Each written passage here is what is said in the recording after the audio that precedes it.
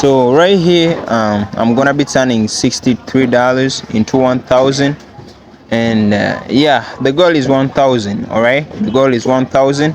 So starting with, I saw a bullish flag on volatility 25 index. All right, let me mark it for you to see. All right, so here we have our bullish flag.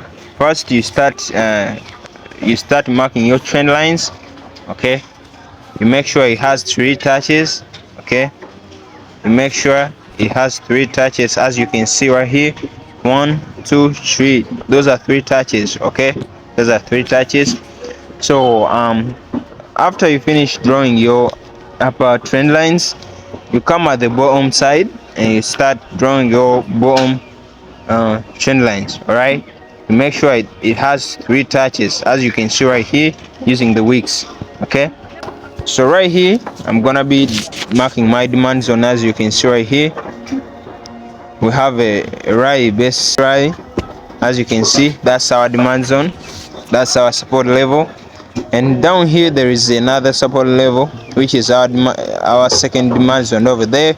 And as you can see right here, the market touched the bottom part of the trend line. And if we pull up our Bollinger Bands, you can see right here, the market touched the bottom part of the Bollinger Bands.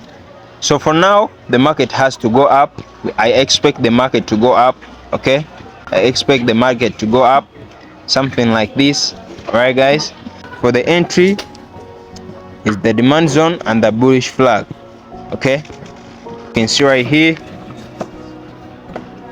the market has to push higher. Okay, the market has to push higher.